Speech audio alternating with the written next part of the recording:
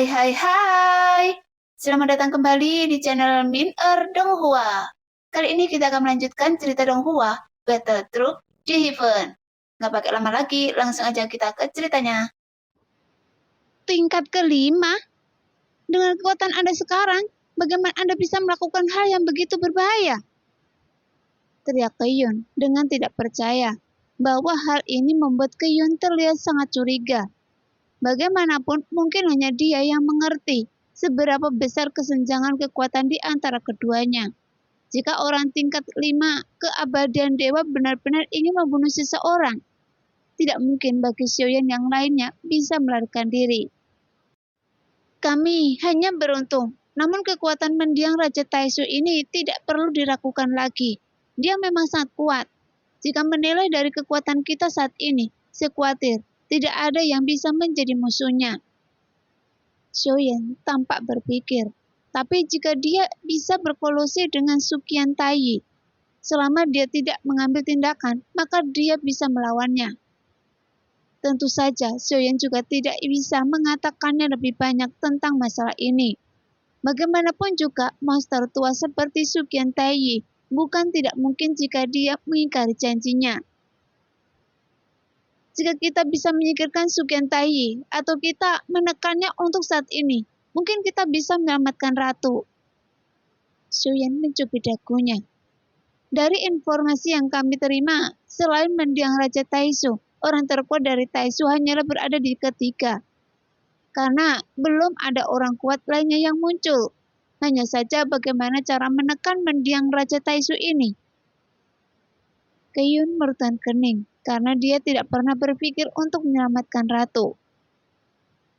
Di dunia sensi, mungkinkah masih belum ada orang yang memiliki kekuatan untuk menekan keabadian dewa tingkat kelima?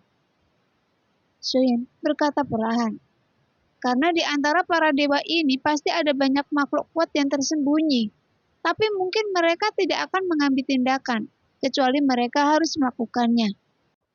Tapi bahkan jika orang yang lebih kuat tidak mau mengambil tindakan, jika benar-benar tiba saatnya, ketika Senshi menghadapi invasi Taisu dan dikalahkan, dengan kekuatan orang-orang kuat tersebut, hal terburuk yang bisa terjadi adalah mengubah dunia untuk bisa bertahan sampai akhir. Dan siapapun yang menang akan berbalik melawannya. Mereka semua akan berkelahi dan kehilangan nyawa. Tapi tentu saja, Xiaoyan tidak sedang membicarakan orang-orang kuat yang bersembunyi di kegelapan. Di samping itu, satu-satunya hal yang bisa membuat Xiaoyan percaya diri adalah keberadaan kuat yang memungkinkan mereka siap membantunya kapan saja. Dan hanya Shen Wu yang bisa melakukannya. Karena di antara para dewa, hanya Shen Wu yang merupakan kartu truf terkuat Xiaoyan sejauh ini. Meskipun keberadaannya sulit diketahui, tapi selama Xiaoyan memanggilnya, seharusnya dia akan datang. Mungkinkah adik kecil sedang membicarakan senior Shen Wu? Jelas, Keyun telah mengikuti ratu begitu lama, jadi dia juga sangat pintar, sehingga perubahan pikiran Xiaoyan juga bisa ditebak olehnya. Iya, hanya senior Shen Wu yang bisa menekannya. Kali ini, kita harus membawa ratu kembali apapun yang terjadi. Xiaoyan berkata dengan sungguh-sungguh. Meskipun saya tidak tahu apa tujuan Taisu membawa ratu pergi, tapi seharusnya tidak sesederhana sekedar ngobrol. Bagaimanapun mereka mengetahui situasi dunia sensi. Dan saat ini, ratu adalah ancaman terbesar mereka. Karena hanya ratu yang bisa mendukung situasi secara keseluruhan. Jadi, Taisu membawa ratu pergi karena hanya dengan mengambil pemimpinnya, Senshi tidak dapat melakukan apapun. Bahkan jika Taisu tidak melakukan apapun pada ratu, tapi karena Senshi tidak memiliki pemimpin, maka Senshi akan menjadi berantakan, sehingga Senshi dapat menghancurkan dirinya sendiri, bahkan tanpa menyerangnya. Tapi mungkin ini hanya salah satu tujuan Taisu, dan saya tidak bisa menebak jika Taisu memiliki tujuan lain. Segera, Keyun dan yang lainnya mengangguk setelah mendengar ini, yang menunjukkan semua orang setuju dengan apa yang dikatakan Xiaoyan. Tentu saja mereka juga bisa memikirkannya. Hanya saja mereka belum mengambil tindakan. Sebelumnya, Ratu mengatakan Apapun yang terjadi, kami harus menunggu adik kecil kembali. Oleh karena itu, kami tidak bisa meninggalkan alam dewa kuno sampai saat itu tiba. Jadi sebelum Anda datang, kami menggunakan seni penyembunyian untuk menutup dunia dewa kuno. Saya pikir jika adik laki-laki kembali, Anda pasti akan kembali ke rumah keluarga Sio untuk memeriksanya.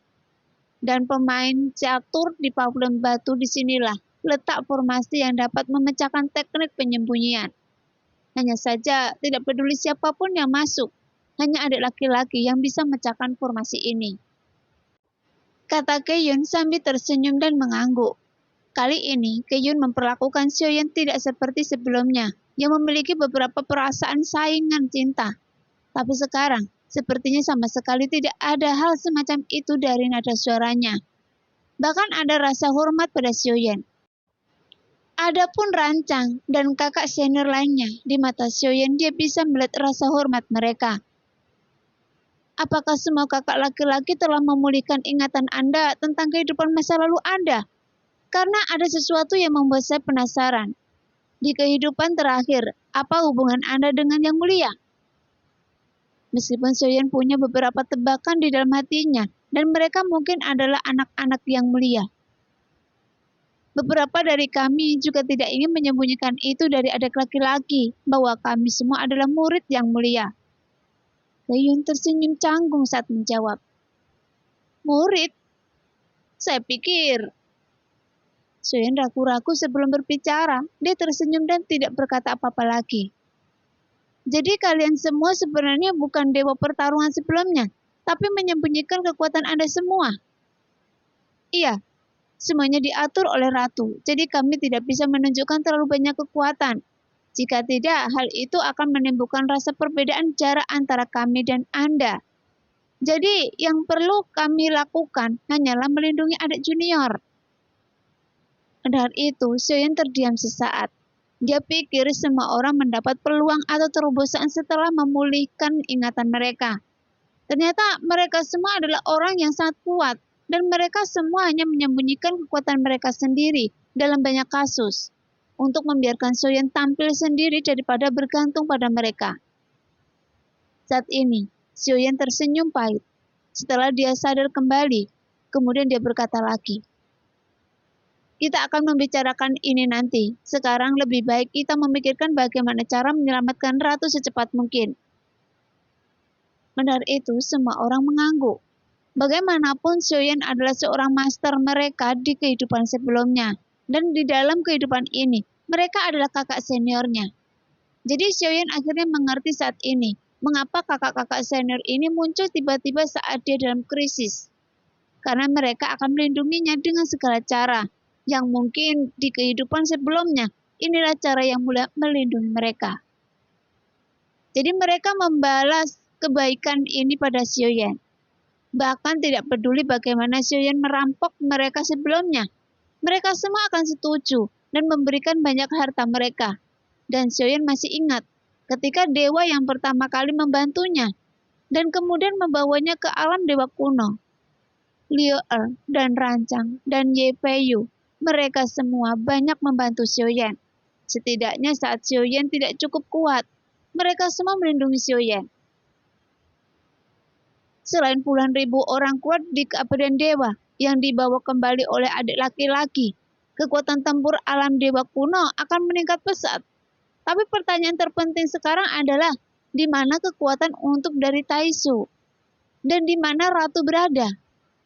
Bagaimanapun, hanya ratu yang memenuhi syarat untuk menggunakan pavilion Qianji. Oleh karena itu, lokasi spesifiknya perlu dikonfirmasi lebih lanjut. Xiaoyan mengangguk setelah mendengar ini. Lagi pula, ketiadaan Dong Yun luar biasa besarnya. Jika dia ingin mencari kekuatan utama Taisu tanpa arah, ini akan menghabiskan banyak tenaga kerja, dan pasti akan ada korban jiwa. Bahkan lebih sulit mendapatkan informasi yang dapat dipercaya. Jadi untuk mendapatkan informasi Taisu yang akurat, sekarang menjadi hal terpenting. Berapa besar kekuatan yang dimiliki Taisu sekarang? Dan berapa banyak dewa yang abadi yang ada? Tapi orang berkuasa yang memakai cangkang penyu tidak perlu dihitung. Jumlah orang yang memiliki jiwa belum ada angka pastinya. Jadi, tentang informasi ini, saya harus bisa mencari tahu terlebih dahulu. Keyun menjelaskan.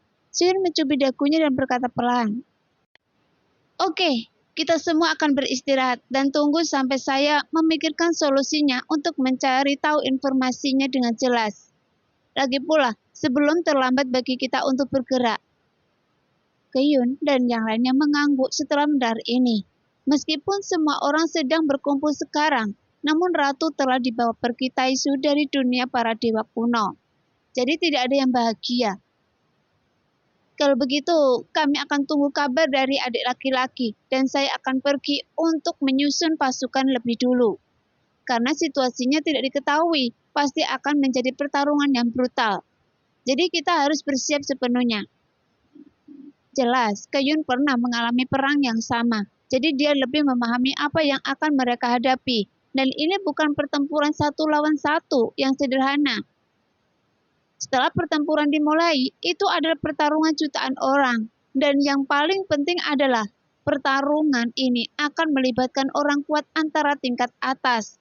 Karena dalam pertarungan antara dewa abadi, ini adalah pertempuran yang bahkan tidak dapat didukung oleh lautan ketiadaan. Pada saat ini, Soyun juga menyerahkan 50.000 orang berkuasa dari dunia kuno dewa iblis abadi kepada Keyun untuk diatur. Tapi mereka juga memiliki pengaturan khusus dan membaginya menjadi beberapa tim. Hanya dengan cara inilah kekuatan tempur bisa menjadi lebih spesifik dan kuat.